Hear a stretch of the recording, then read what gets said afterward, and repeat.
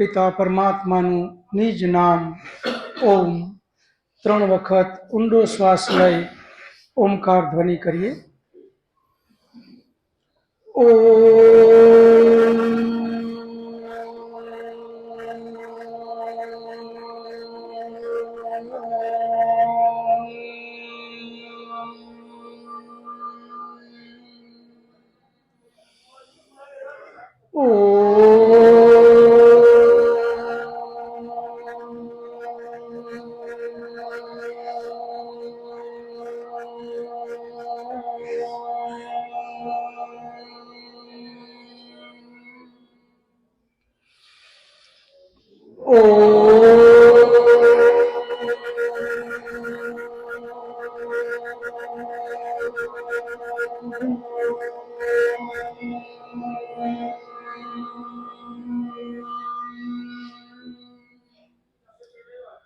ઓમ વિશ્વાની દેવ સવિતર દુરિતાની પરાસુવ યત ભદ્રમ તન્ન આસુવ.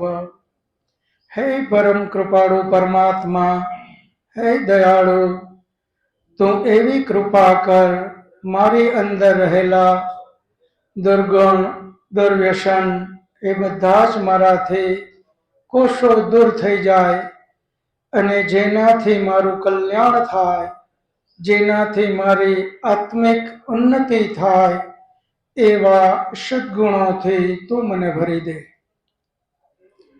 સૃષ્ટિ સંવત 1,96,53,126 વર્ષ, વિક્રમ સંવત 2082, આસો વદ અમાસ, દિનાંક 18/1/2026 રવિવાર. વૈદિક મહાસભા દ્વારા આ 71મી કક્ષામાં આપ સૌ વેદ જ્ઞાન પીપાસુ ભાઈઓ તથા બહેનોનું હાર્દિક સ્વાગત છે.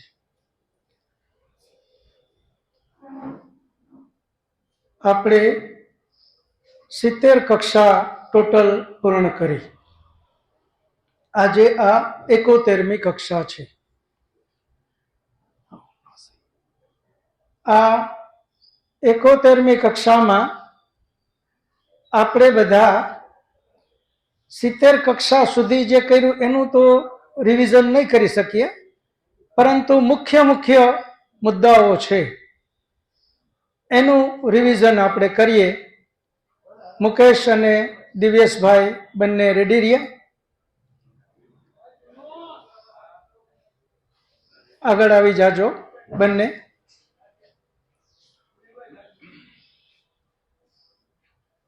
આપણે અત્યાર સુધી 70 કક્ષામાં વૈદિક સિદ્ધાંતો વિશે જ વાતો કરી છે. હજી કોઈ શાસ્ત્ર આપણે લીધું નથી. આપણે એવું નક્કી કર્યું છે કે પહેલા વેદના બધા સિદ્ધાંતોને સમજી લઈએ, પછી શાસ્ત્ર શરૂ કરીએ તો આપણને શાસ્ત્ર સમજવામાં સહેલું પડે. તો વેદ કયા વાદને માને છે? કોણ જવાબ આપશે? હાથ ઊંચો કરજો. વેદ કયા વાદને માને? તમારું નામ? મારું નામ ડૉક્ટર હિંમત ગોસ્વામી છે અને હું આમ તો સંઘની શાખા દ્વારા પ્રેરિત થઈને અહીંયા આવું છું. અને વેદ ત્રૈતવાદમાં માને છે, આત્મા, પરમાત્મા અને પ્રકૃતિ. સરસ. ડૉક્ટર સાહેબ માટે તાળીઓ પાડીએ. વેદ ત્રૈતવાદમાં માને છે, આત્મા, પરમાત્મા અને પ્રકૃતિ. આ 3 વસ્તુમાં વેદ છે એ નિત્ય માને છે. જેમ દ્વૈતવાદ છે, અદ્વૈતવાદ છે, એમ આ વેદનો ત્રૈતવાદ છે, જેમાં આપણે આત્મા, પરમાત્મા અને પ્રકૃતિ કીધું. તો પ્રકૃતિ જે છે એ કેટલા તત્વની બનેલી છે? કોને ખ્યાલ છે? વિનોદભાઈ અડિયા. 3 તત્વોની બનેલી છે: રજસ, તમસ અને સત્વ. સત્વ, રજ અને તમ. વિનોદભાઈ માટે તાળીઓ પાડીએ. બહુ સરસ. પ્રકૃતિ છે એ 3 તત્વની બનેલું છે: સત્વ, રજ અને તમ. અહીંયા આપણે એટલી ચોખવટ કરીએ કે આપણે સત્વ, રજ અને તમને ગુણ રૂપે પણ માનીએ છીએ. સત્વ ગુણ, રજો ગુણ અને તમો ગુણ. અહીંયા ગુણ રીતે વાત નથી, અહીંયા રો મટીરિયલના રૂપમાં વાત છે. સત્વ એક અલગ રો મટીરિયલ છે, તમ એક અલગ રો મટીરિયલ છે અને રજ એક અલગ રો મટીરિયલ છે. ત્રણેય રો મટીરિયલના રૂપમાં આપણે અહીંયા સમજવાનું છે. એમાંથી આપણે એક શબ્દમાં બોલીએ તો એને પ્રકૃતિ બોલીએ છીએ. સત્વ, રજ અને તમ એમાંથી પ્રકૃતિ બની. હવે આ ક્રમને આગળ સુધી છેક મહાભૂત સુધી કોને યાદ છે? સત્વ, રજ અને તમ એમાંથી શું બન્યું, એમાંથી શું બન્યું, એમાંથી શું બન્યું? જી. મારું નામ હરેશભાઈ અડિયા. પ્રકૃતિમાંથી સર્વપ્રથમ મહાતત્વ બન્યું, પછી અહંકાર બન્યું, 5 તન્માત્ર બની અને 5 જ્ઞાનેન્દ્રિય, 5 કર્મેન્દ્રિય અને 5 મહાભૂત. બહુ સરસ, બહુ સરસ. હરેશભાઈ અડિયા માટે તાળીઓ પાડીએ. એક તત્વ મન હજુ આમાં આપણે બોલવાનું છે. એટલે સત્વ, રજ અને તમ એમાંથી એને એક શબ્દમાં બોલીએ તો પ્રકૃતિ. પ્રકૃતિમાંથી પેલું તત્વ બન્યું એ મહતત્વ. મહતત્વમાંથી જે બન્યું એ અહંકાર. અહંકારમાંથી ઘણી બધી વસ્તુ બની છે. અહંકારમાંથી જે બન્યું એ છે 5 તન્માત્રા યાની સૂક્ષ્મભૂત, 5 જ્ઞાનેન્દ્રિયો, 5 કર્મેન્દ્રિય અને મન. તો અહંકારમાંથી ટોટલ 16 વસ્તુ બની છે. 5 તન્માત્રા જેને સૂક્ષ્મભૂત આપણે બોલીએ છીએ, 5 જ્ઞાનેન્દ્રિય, 5 કર્મેન્દ્રિય અને 16મું મન. આ બન્યું છે અહંકારમાંથી. અને એ જે 16 તત્વ બન્યા એમાં જે સૂક્ષ્મભૂત જે છે 5 તન્માત્રા જેને આપણે કહીએ, એ 5 તન્માત્રામાંથી 5 મહાભૂત બન્યા. 5 તન્માત્રામાંથી શું બન્યું? 5 મહાભૂત.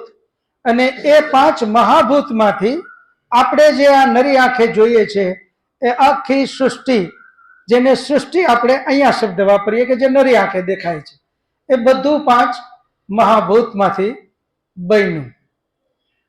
હવે અહીંયા આગળનો એક પ્રશ્ન, પરમપિતા પરમાત્મા સાકાર છે કે નિરાકાર? કોણ જવાબ આપશે? પરમાત્મા નિરાકાર છે. પરમાત્મા જવાબ આપશે. બિપિનભાઈ ચાવડા. પરમાત્મા નિરાકાર છે અને સર્વવ્યાપક છે. બહુ સરસ બિપિનભાઈ અને બધાય માટે તાળીઓ પાડો. પરમાત્મા નિરાકાર છે અને સર્વત્ર સર્વવ્યાપક છે. હવે જે પરમાત્મા નિરાકાર એનો મતલબ એને હાથ નથી, પગ નથી, મોઢું નથી, આ કંઈ પણ નથી. તો આ સૃષ્ટિની ઉત્પત્તિ એણે કઈ રીતે કરી? કોણ જવાબ આપશે? આ સૃષ્ટિ બનાવી કઈ રીતે? ઈશ્વરભાઈ પરમાર. ઈચ્છા શક્તિથી. પોતાની ઈચ્છા શક્તિથી કઈ રીતે? વિશેષ સમજાવો. બહુ સરસ જવાબ છે કિશોરભાઈ. તાળીઓ પાડો બધા. ઈચ્છા શક્તિથી પરમાત્માએ બનાવી, બરાબર છે. પણ ઈચ્છા શક્તિથી આપણે સમજાવશું કઈ રીતે? ઈચ્છા શક્તિથી પરમાત્માએ આ સૃષ્ટિની રચના કરી. સત્વગુણનો ઢગલો પડ્યો તો, રજોગુણનો ઢગલો પડ્યો તો અને તમો ગુણનો ઢગલો પડ્યો તો. એને ઈચ્છા શક્તિથી કઈ રીતે? જી રાજ્ય ગુરુ એમને પૃથ્વી જ્યારે એકોહમ બહુશ્યામ પ્રજાએ એવી રીતે પૃથ્વી આખું જગત ઉત્પન્ન કર્યું. એકમાંથી અનેક થવાની એને ઈચ્છા થઈ પરમાત્માને, એટલે એને આખી સૃષ્ટિ ઉત્પન્ન કરી. કઈ રીતે? એકોહમ બહુશ્યામ પ્રજાએ પોતામાં એકમાંથી અનેક થવાની ઈચ્છા થઈ એટલે. અચ્છા, બહુ સરસ. જે કર્યો આપણે તો પરિવાર જ છે બધો. મુક્તાબેન. જી બેન. અને ભગવાને સૃષ્ટિ નિર્માણ કરી, પણ ભગવાનને રમત માટે સૃષ્ટિ નિર્માણ કરી. ભગવાનને રમત રમવાની ઈચ્છા થઈ એટલે આવી રીતની. પ્રશ્ન એ નથી શું કામ, એ પ્રશ્ન એ છે કઈ રીતે બનાવ્યું. પરમાત્માએ સત્વ, રજ અને તમ એમાંથી પ્રકૃતિ બનાવી, પણ કઈ રીતે? આપણે કહીએ ને કે હવે હું તમને આ પ્રશ્નનો વધારે ખુલ્લો કરું. માટી, પાણી આ બધુંય કુંભાર પાસે હતું. આપણે એમ કહીએ કે તાવડી બનાવી એમાંથી.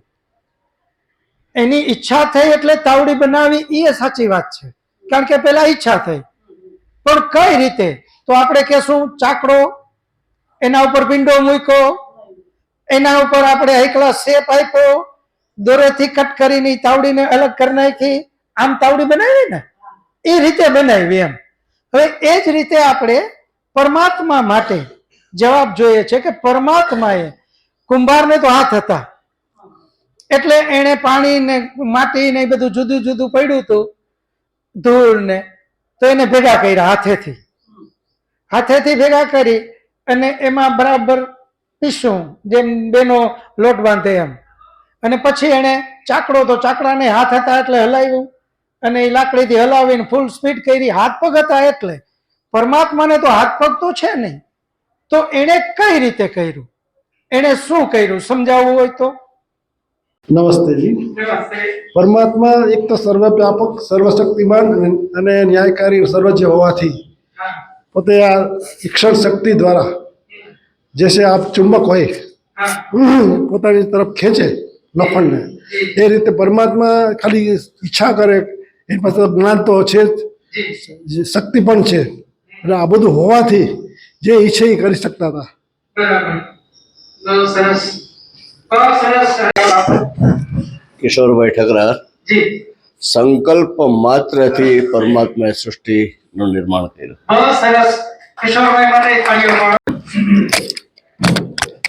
પરમાત્મા પરમ શક્તિમાન છે. જી, એ ઈચ્છા શક્તિથી જે કરી શકે તે કરે છે. પરમાત્માએ આ ત્રણ સત, રજ અને તમ આ તત્વોમાંથી ને અલગ અલગ ભાગ ભેગા લઈ એકમાંથી મહતત્વ ઉત્પન્ન કર્યું. જી, મહતત્વથી ઉત્પન્ન કરીને ધીમે ધીમે આ જે પાંચ તત્વ છે, પંચ મહાભૂત છે, એની ઉત્પત્તિ કરી. અને પંચ મહાભૂતની ઉત્પત્તિ બાદ એ જે આ પૃથ્વીની ઉત્પન્ન કરી, અને આ આખી પ્રોસિજર થઈને કરી. આપ જો પ્રોસિજર પૂછવા માંગતા હોય તો સત્વ, રજ અને તમ એને મિક્સ કઈ રીતે કર્યું? ઈચ્છા શક્તિથી. ઈચ્છા શક્તિથી કઈ રીતે? એને પ્રેક્ટિકલ સમજાવવું હોય તો કઈ ઉદાહરણ કે કઈ? સત્વ, રજ અને તમ આ ત્રણ વસ્તુમાંથી થોડો થોડો ભાગ લઈ અને એક વસ્તુ બનાવી, જે મહતત્વ. સમજી ગયો. હા. હવે કુંભાર પાસે માટી છે, પાણી છે અને ધૂળ બીજી આખી, એને મિક્સ કરવા માટે કઈ રેતી જેવું કંઈક હોય. હવે એને ઈચ્છા કરી, તો ઈચ્છા કરવાથી તો એના હાથ પગ તો જોશે. પરમ શક્તિમાન પરમાત્માને આપણે એટલે ગણીએ છીએ કે એ માત્ર ઈચ્છા શક્તિથી એ ધારે કે આટલો ભાગ આમાંથી જાય, આટલો ભાગ આમાંથી જાય, આટલો ભાગ આમાંથી જાય. એટલે એમ પેલા એને મહતત્વ, પછી અહમ. બહુ સરસ. ભરતભાઈ માટે તાળીઓ પાડો. બહુ સરસ. હવે આને આપણે ખરેખર સાવ સાદી ભાષામાં પ્રેક્ટિકલ બધાને સમજાવવું છે, તો એને કઈ રીતે સમજાવશું? આપણે એક વિષય આની પહેલા આવી ગયેલો છે, યથા પિંડે તથા બ્રહ્માંડે.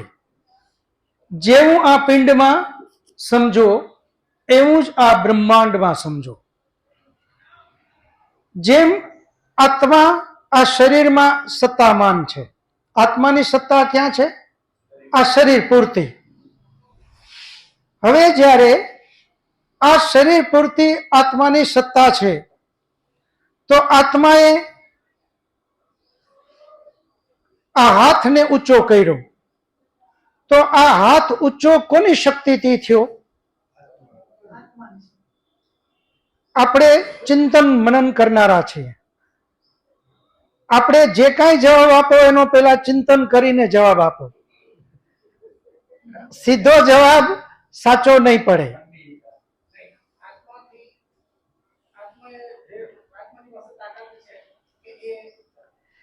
મારો પ્રશ્નનો જવાબ આપો. આ હાથ ઊંચો કોની શક્તિથી થયો? શક્તિ જળની. જે ઈ ખાય છે, એ પીએ છે, એ જ શક્તિ એ હાથને ઊંચો કરવા માટેની છે.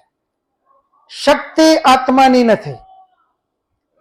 આ એટલા માટે સમજો તો તમે પરમાત્માનું ત્યાં સમજી શકશો. આપણે આ હાથ ઊંચો થયો એ જે ખાય અને જે પીએ એની શક્તિથી જ.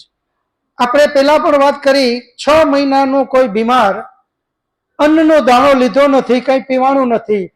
હવે એ હાથ ઊંચો કરવાનું નક્કી કરે તો પણ હાથ કદાચ ઊંચો થશે નહીં. આત્મા તો છે જ, ઈચ્છા કરી આત્માએ, પણ હાથ ઊંચો થયો નહીં. આત્મા તો છે, એને ઈચ્છા કરી કે ઊભો થઈને હાલવો આ મંડું, પરંતુ એટલી શક્તિ નથી તો એ હાલી નહીં શકે. ઊભો થાય તો એ પડી જશે. ઈચ્છા કરી આત્માએ ઊભા થવાની, પરંતુ ઊભા થઈ શકશે નહીં. કારણ એ જે ખાય છે, પીએ છે, એ શક્તિ એને મળી નહીં. એને ખાવા પીવાનું 6 મહિનાથી બંધ થયું. પરિણામે જે શક્તિ મળવી જોઈએ એ શક્તિ ન મળી. હવે ઈચ્છા માત્રથી જેમ આત્મા, શક્તિ આત્માની નહીં, ઈચ્છા માત્રથી એની સત્તા અહીંયા આ શરીર પૂરતી છે.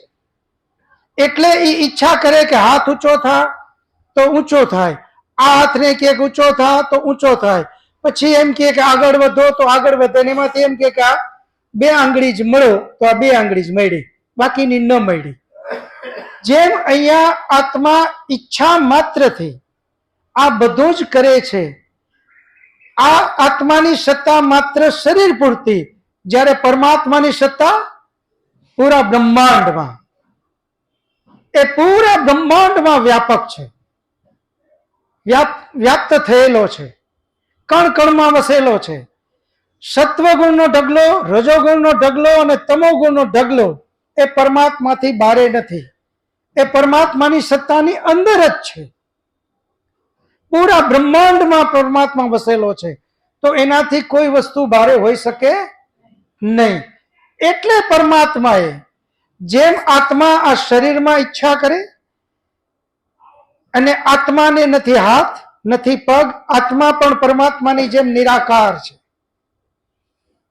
આત્મા હાથ અને પગ વગર નિરાકાર હોવા છતાં જો આ હાથને ઉપર નીચે કરાવી શકતો હોય, એને ભેગા કરાવી શકતો હોય, એ જ રીતે પરમાત્મા સત્વ, રજ અને તમ એમાં ઈચ્છા માત્ર કરે અને એ સત્વ થોડુંક આગળ મંડે હાલવા, રજ મંડે આગળ હાલવા અને તમ મંડે આગળ હાલવા, અને એને એમ કે થાવ મિક્સ, એટલે એ મિક્સ થાય.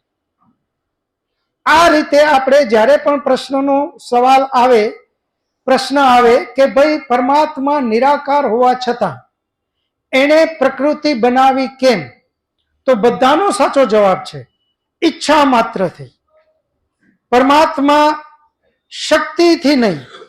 પરમાત્મા, આપણે પેલો બીજો નિયમ એક આપણે આપેલો હતો, જળ ચેતનને કોઈ શક્તિ આપી શકે નહીં, અને ચેતન જળને કોઈ શક્તિ આપી શકે નહીં.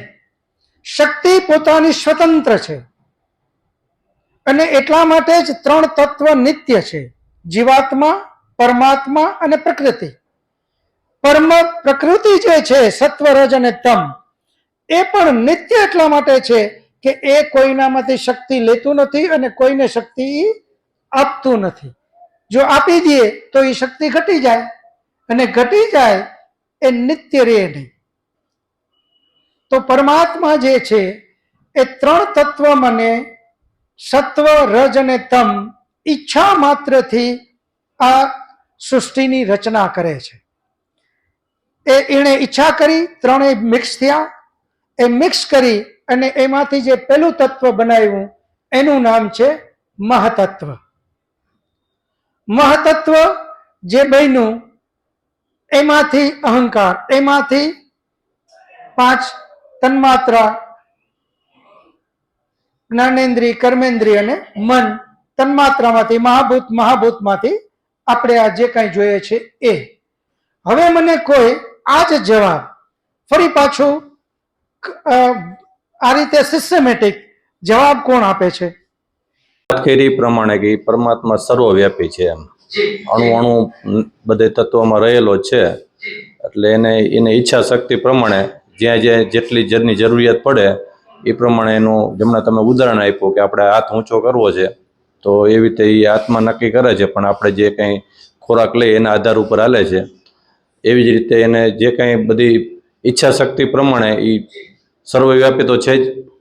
આપણે કેમ આપણે દરેક જીવમાં આપણે આત્મા પરમાત્મા કહી છીએ એમ દરેક આપણે અણુ એટલે ટૂંકમાં દરેક ચીજ વસ્તુમાં છે એમ. એટલે એ ઈચ્છા શક્તિ પ્રમાણે જ કરે ને, એથી વિશેષ તો બીજું. બહુ સરસ. ચંદુભાઈ, હવે જેમ ચંદુભાઈ આટલું સમજાવ્યું કે ભાઈ એમની ઈચ્છા કરી અને એને આ ત્રણેયને મિક્સ કરીને બનાવ્યા. હવે રજોગુણ પેલું ભાઈ મહતત્વ પેલું જે બનાવ્યું એમાંથી મહતત્વમાંથી અહંકાર કઈ રીતે બનાવ્યો એ કોણ સમજાવશે? મહતત્વમાંથી અહંકાર કઈ રીતે બનાવ્યો? આખું મહતત્વને લઈ લીધું ને એમાંથી અહંકાર બન્યો કઈ રીતે આપણે સમજાવવું છે? હરેશભાઈ. મહતત્વમાંથી અહંકાર થોડું સત્વગુણનું પ્રમાણ લીધું, થોડુંક રજોગુણનું અને થોડુંક તમોગુણનું, ત્રણેય મિક્સ કર્યા. વધારે સત્વગુણ છે એમાં, મહત્વમાં સત્વગુણ છે, એમાં સૌથી વધારે મહત્વમાં સત્વગુણ છે. પછી અહંકારમાં સત્વગુણ થોડુંક વધારે એટલે થોડું ઓછું એનાથી, અને રજોગુણ અને તમોગુણની થોડીક માત્રા ઓછી હોતી કરીને અહંકાર તત્વ બન્યું. હવે એમાં મારો પ્રશ્ન એ છે, તમે કહો છો કે મહતત્વમાંથી અહંકાર બન્યો, મહતત્વમાં તો મિક્સ થઈ ગયેલું હતું સત્વ રજ તમ, એમાંથી તો હવે જુદું જુદું કેમ કરે? તો એમાંથી અહંકાર કઈ રીતે બન્યો? મહતત્વમાંથી અહંકાર બનાવ્યો એ કઈ રીતે બન્યો? ઓલું તો મિક્સ કરનાર સત્વ રજતમ મિક્સ કરીને મહતત્વ બન્યું, એમાં તો મિક્સ થઈ ગયું બધું. હવે એમાંથી અહંકાર બન્યો તો એ કઈ રીતે બન્યો? ભરતભાઈ. અહંકાર માં પણ આ જળની અંદર તમામની અંદર ત્રણ જ ગુણ રહેલા છે, સત્વ રજ અને તમ. માત્ર માત્રાનો ફેરફાર છે. આપણે પણ સત્વ રજ અને તમમાંથી બનેલા છીએ. જેવી રીતના મહતત્વ એક વખત એક પદાર્થ બન્યો, એની અંદર માત્રામાં ફેરફાર કરી થોડુંક વધારાનું સત્વ ઉમેરી, થોડુંક વધારાનું રજ ઉમેરી, તમ ઉમેરી અને મહતત્વમાંથી ને અહંકાર તત્વને પોતાની ઈચ્છા શક્તિથી બનાવ્યું છે. કારણ કે સર્વ શક્તિમાન તો છે જ, પોતાની ઈચ્છા શક્તિથી એક નવો પદાર્થ, જેવી રીતે આપણે કોઈ એક કલર હોય એમાં આર, વાય અને બી અલગ અલગ માત્રા હોય તો કલર આખો અલગ જ બની જાય છે. એવી રીતના સત્વ, રજ અને તમ આ ત્રણેય વસ્તુનું અલગ અલગ માત્રાથી ને એમાંથી આગળ ઉપર એને મહતત્વ બનાવ્યું. બહુ સરસ તમે જવાબ આપ્યો અને બહુ જગ્યાએ પૂછો છો, થોડાક દૂર છો. x y અને આર વાય બી મિક્સ કરી અને એક કલર બનાવી દીધો, બની ગયો કે યલો. એક કલર બનાવ્યો. હવે હવે હું પ્રશ્ન તમને પૂછું, યલો માંથી બ્લુ કઈ રીતે બનાવ્યું? જેવી રીતના આપણે જાણીએ છીએ મિક્સ થઈ ગયા, આર વાય બી મિક્સ થઈ ગયા. એનું નાનું વધારે ઓછા બધા પ્રમાણથી બ્લુ તો બને તો થઈ ગયા, હા, પણ હવે યલો બની ગયો, એમાંથી બ્લુ કઈ રીતે બનાવ્યું? એ જવાબ દે. યલોમાંથી બ્લુ બનાવવા માટે સમજો કે આર તત્વ વધારે છે તો વાય તત્વ ઉમેર્યું એટલે એમાંથી યલોમાંથી બ્લુ બન્યું. પણ એની પાસે તમે યલો માંથી જ બનાવ્યું છે તો તરત ઉમેરશું કઈ રીતે? બીજા તન્માત્રા જે આપણે જે તન્માત્રા બનાવવા માટે થઈને બીજા સતરજ અને તમ જે ગુણનો ઢગલો આપણી પાસે અવેલેબલ છે એમાંથી ને વધારાની માત્રા ઉમેરી અને અહંકાર બને. બહુ સરસ. આજ કહું કે તમે નજીક પહોંચી ગયા. એકચ્યુઅલી તમારો જવાબ બહુ સાચો છે. જેમ મહતત્વ બન્યું, મહતત્વમાંથી અહંકાર બન્યો, મહતત્વમાંથી અહંકાર બનાવવામાં પરમાત્મા પાસે હજી 3 ઢગલા પડ્યા છે. અહીંયા જવાબ આપણો એ છે કે સત્વ, રજ અને તમ એ બધાને મિક્સ નથી કરી નાખ્યા અને એમાંથી મહતત્વ નથી બનાવ્યું. એમાંથી થોડું થોડું લઈને જ મહતત્વ બન્યું છે. હવે જ્યારે મહતત્વનો એક ટુકડો લીધો, મહતત્વના ટુકડામાંથી મહતત્વનો જ ટુકડો અલગ રહેશે, પણ એની પાસે હજી સત્વ, રજ અને તમ 3 ઢગલા અંદર પડ્યા છે અને એ 3 ઢગલા એમાંથી એને જોઈએ એ પ્રમાણે સત્વ, રજ અને તમ આ મહતત્વના ટુકડામાં મિક્સ કર્યા એટલે અહંકાર બન્યો. નહીતર યલો કલરમાંથી એક વખત યલો કલર બની ગયો, હવે એમાં કઈ નાખો જ નહીં, મિક્સ કરવા માટે આપણી પાસે કઈ ન હોય તો નવો કલર બને નહીં. સેમ એ જ રીતે સત્વ, રજ અને તમના ઢગલા છે, એમાંથી થોડો થોડો જ ક્વોન્ટિટીમાં પરમાત્માએ અલગ કરી અને એમાંથી બનાવ્યું મહતત્વ. એની પાસે હજી બીજા સત્વ, રજ ને તમના ઢગલા પડ્યા છે. હવે એ મહતત્વમાંથી અહંકાર એક ટુકડો મહતત્વમાંથી લીધો, એ તો મિક્સ કરેલો હતો જ. હવે એમાં અલગ અલગ આ 3 વસ્તુને મિક્સ કરી અને અહંકાર બનાવ્યો. અહંકારમાંથી તો ઘણી બધી વસ્તુઓ બનાવી, 5 તન્માત્રા, 5 જ્ઞાનેન્દ્રિય, 5 કર્મેન્દ્રિય અને મન. એને પણ આ જ રીતે સમજો. 5 તન્માત્રા બનાવવા માટે એ જે સત્વ, રજ અને તમ એમાં થોડું મહતત્વ હજી છે, ભાઈ પેલું જ બન્યું મહતત્વ એ પણ નાખ્યું, અહંકારમાંથી થોડુંક લીધું એ પણ નાખ્યું, એ બધાને મિક્સ કરી અને જે બનાવી 5 તન્માત્રા, 5 જ્ઞાનેન્દ્રિય, 5 કર્મેન્દ્રિય અને 11મું મન એ બન્યું. એ 5 તન્માત્રા જે છે એ 5 તન્માત્રામાંથી 5 મહાભૂત બન્યા. એ 5 મહાભૂત પણ આ જ રીતે એ 5 તન્માત્રા કે સૂક્ષ્મ ભૂત કયો એની અંદરમાં શું શું મિક્સ કર્યું, તો કે અહંકારે પાછો થોડોક નાખ્યો, મહતત્વ એ થોડુંક નાખ્યું, સત્વ ગુણ નાખ્યું, રજો ગુણ નાખ્યો અને તમો ગુણનો ઢગલો પડ્યો એ પણ નાખ્યું. એટલે બધું અલગ અલગ બન્યું. અલગ અલગ બનવાનું મુખ્ય કારણ જ આ કે એની પાસે આ ક્વોન્ટિટી બધી પડેલી છે, રો મટીરિયલ એની પાસે પૂરતું છે. એટલે આમ કરતા કરતા આ બધું જ બનાવતા ગયા. પરમાત્માના 5 કામ, એ 5 કાર્ય કયા કયા કોને ખ્યાલ છે? પરમાત્માના 5 કાર્ય, એ 5 કર્મ કરે છે. પ્રકાશ. પરમાત્માના કામ છે એક તો ઉત્પત્તિ કરવી, પછી એનો વિનાશ કરવો, પ્રલય કરવો, એને જ્ઞાન આપવું અને કર્મનું ફળ આપવું, પાલન કરવું. પરમાત્માના 5 કામ, એ કયા કયા 5 કામ? 3 તો તમે બધા જોવો છો, સૃષ્ટિની ઉત્પત્તિ, સૃષ્ટિનું પાલન અને પ્રલય. આ 3 કામ તો સીધા આવી ગયા. પછી રહ્યા ખાલી 2. પરમાત્મા છે એ આપણે બધાને કર્મનું ફળ આપે છે અને 5મું કર્મનું ફળ કઈ રીતે આપે છે? તો કે વેદનું જ્ઞાન આપીને.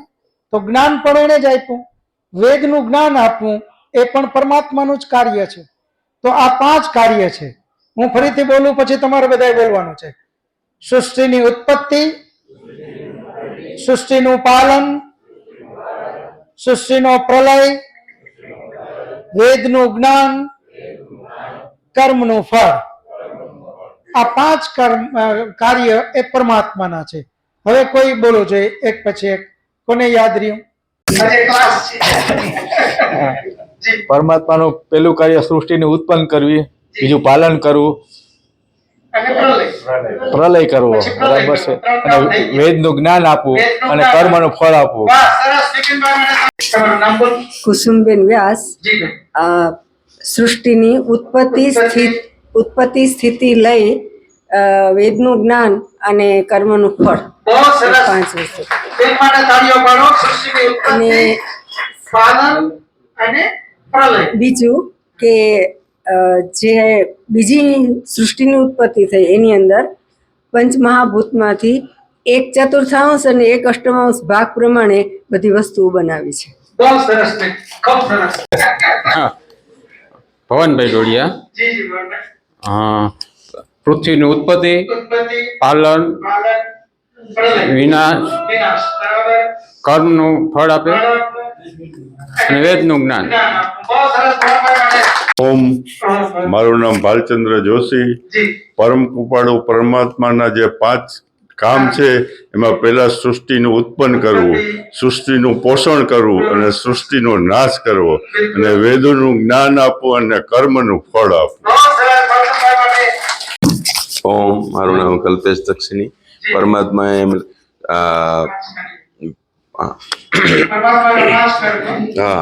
સૃષ્ટિની ઉત્પત્તિ કરવી, સૃષ્ટિનું પાલન કરવું, સૃષ્ટિનો વિનાશ કરવો, વેદનું જ્ઞાન આપવું અને કર્મનું ફળ આપવું.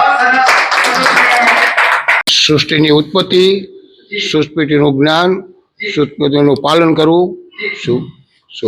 એને પરલય કરવું અને કર્મનું ફળ આપવું. હવે આપણે તમારા કઈ પ્રશ્ન હોય તો પૂછો. આપણે વિલ પાવર કહીએ, મનની શક્તિ અથવા આત્મવિશ્વાસ. તો આત્મવિશ્વાસ વધી જાય તો શરીર એકદમ કામ કરવા માંડે અથવા ઝડપથી. તો એ મનની શક્તિ શરીરમાં કેવી રીતે આપી? જો આમ કહે કે ભાઈ એની શક્તિ, આત્માની શક્તિ શરીરને ન આપી શકે જળ વસ્તુને, તો એ આત્મવિશ્વાસથી કેવી રીતે કામ કરી શકે? આત્મવિશ્વાસથી એનામાં મનની શક્તિથી શરીરમાં કેવી રીતે બળ આવે? કિશોરભાઈનો પ્રશ્ન છે કે આપણને વિલ પાવર જે કહીએ, આત્મબળ, આપણે કેમ કે આત્મવિશ્વાસ જેનો વધી જાય એને કર્મ કરવાની શક્તિ ખૂબ વધે. તો આત્મા જો શરીરને શક્તિ જ આપી ન શકતો હોય તો એનું કર્મ કરવાની શક્તિ કઈ રીતે વધે? હવે આની અંદરમાં એકદમ સમજવા માટે એક બેરિંગ વાળો પંખો છે, એની અંદરમાં ખૂબ કાટ ચડી ગયો અને એ બેરિંગ છે એ ઢસડાય છે અને બરાબર ફરતું નથી. પરંતુ એની અંદરમાં આપણે ઓઇલ નાખીએ, એ ઓઇલ છે નથી એમાં ઇલેક્ટ્રિકની કોઈ શક્તિ વધારી, નથી એની અંદરમાં આપણે કોઈ બહારનું બળ નાખ્યું, માત્ર ઓઇલિંગ કરવાથી એ સ્મૂથ થયું અને એકદમ માંડ્યું ફરવા.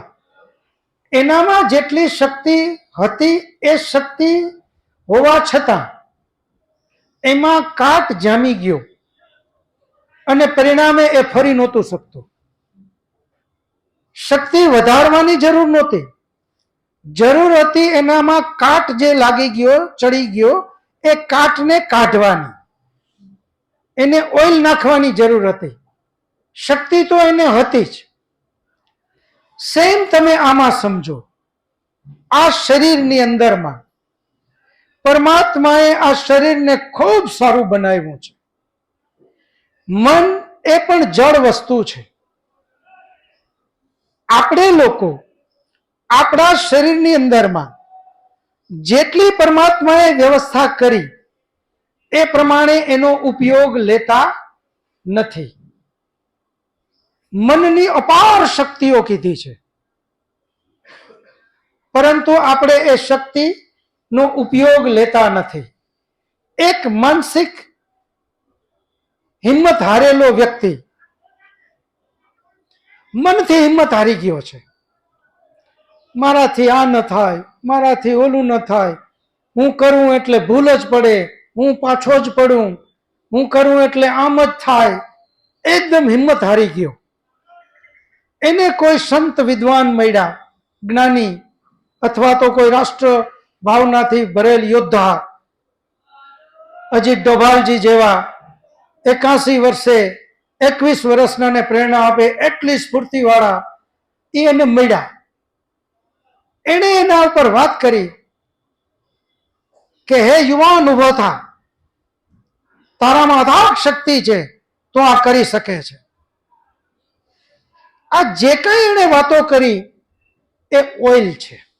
ઓઇલ સમજો એને. શક્તિ એની અંદર પડી જ છે, પરંતુ એમાં કાટ જામી ગયો અને પરિણામે એ શક્તિ હોવા છતાં એ ફરતું નહોતું. વેલ કાટ જામી ગયો હતો. અને જે બારેથી એને જે કોઈ વાત આવી એને શક્તિ નથી આપતું, એને શક્તિ નથી આપતું, ખાલી કાટ કાઢે છે. શક્તિ માટે જે એનર્જી અને ઇલેક્ટ્રિસિટી મળે છે એ તો પેલા એટલી જ મળતી હતી, પરંતુ હવે ફૂલ ફાસ્ટ ફરવા માંડ્યો પંખો. એનું કારણ ઓઇલ. ઓઇલ માત્ર એને આ તમે જે માનસિક શક્તિની વાત કરો છો એ માનસિક શક્તિ આપી એને. ખરેખર શક્તિ શબ્દ ત્યાં વપરાય નહીં. એને આપણે સમજવાનું છે કે એ જે માનસિક શક્તિ જે છે એ વાથી અહીંયા ટ્રાન્સફર થવાનો મતલબ જ માત્ર એટલો છે કે એની અંદર જે શક્તિ પડેલી હતી એ સુષુપ્ત અવસ્થામાં હતી. એ સુષુપ્ત અવસ્થાવાળી શક્તિ હવે થઈ જાગૃત, અને જાગૃત થઈ અને દોડવા માંડ્યો. અને તમે જુઓ પહેલાના જમાનામાં જ્યારે યુદ્ધ થતા ત્યારે હારે બારોટજીને લઈ જતા અને એવા છંદ, એવી વાતો, એવા નૃત્ય વગાડે, એવા ઢોલ વગાડવા વાળા.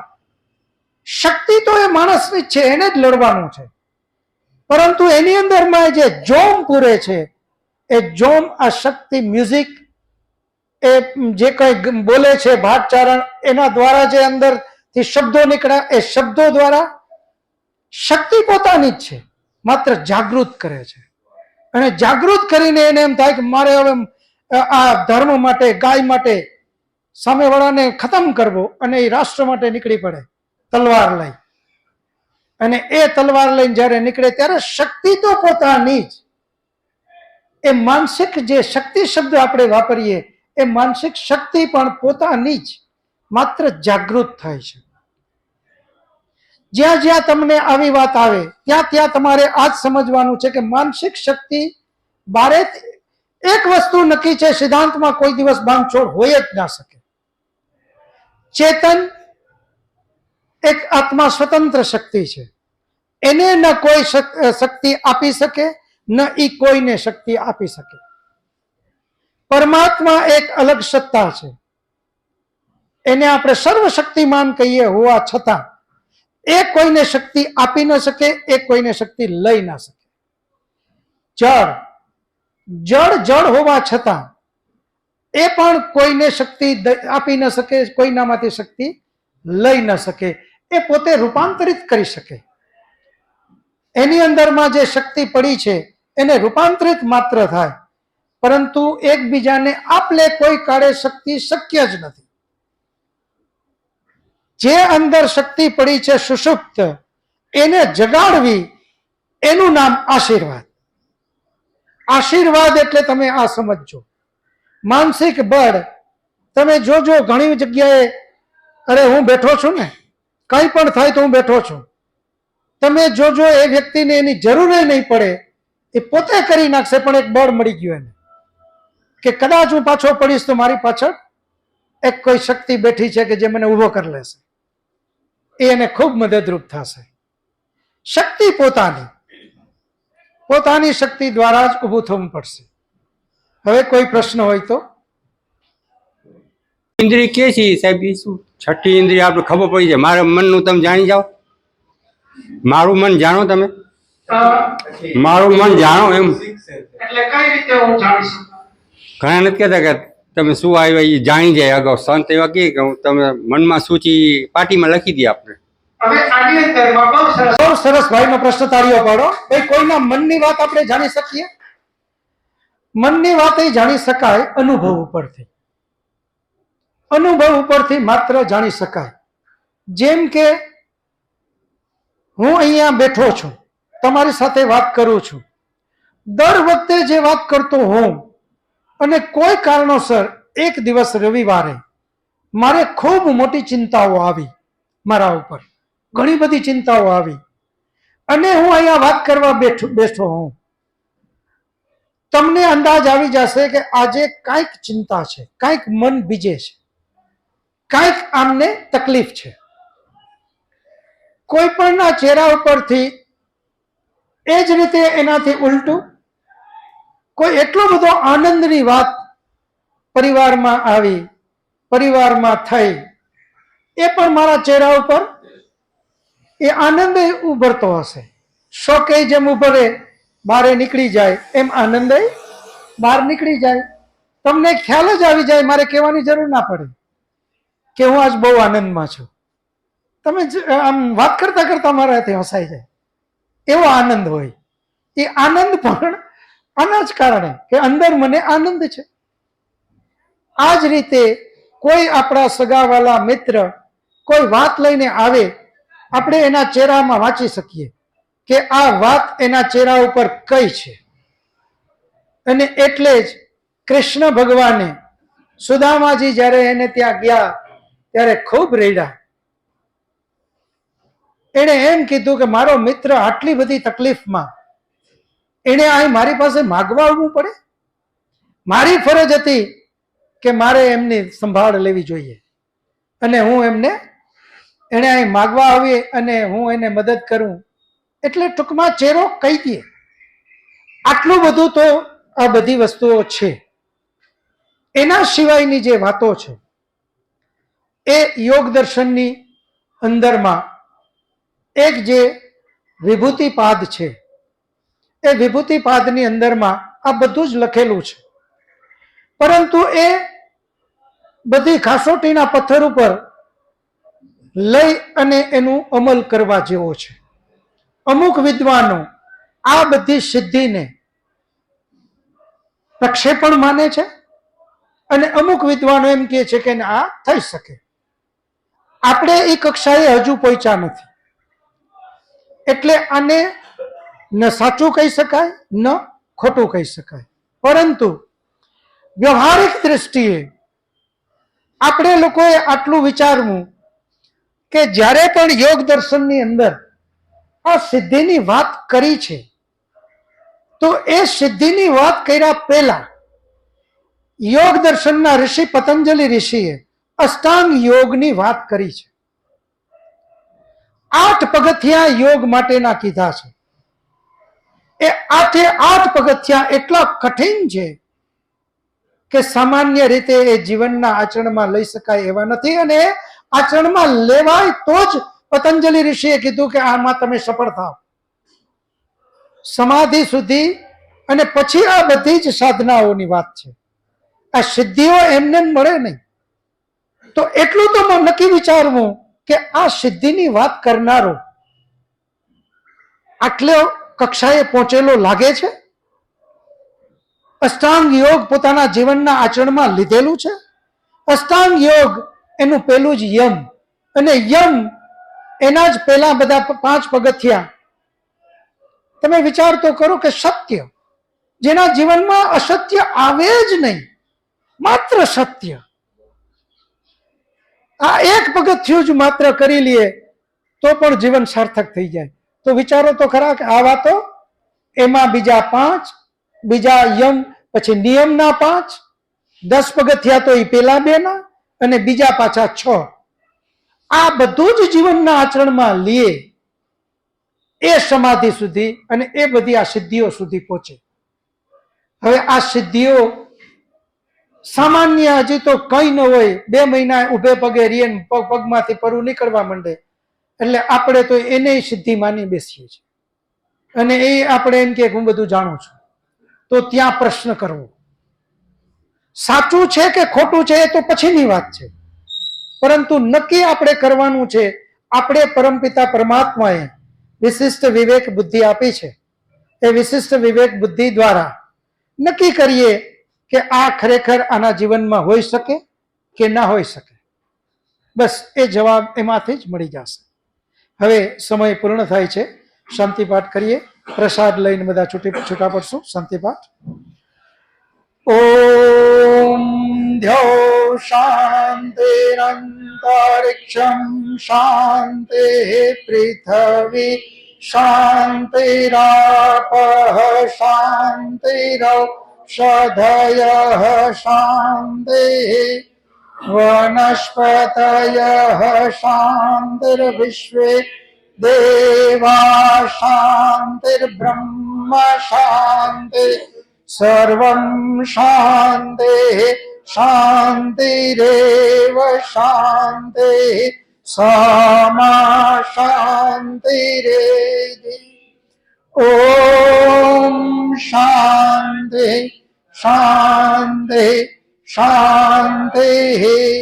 सर्वेभ्यो नमः। सबको सादर नमस्ते जी, नमस्ते।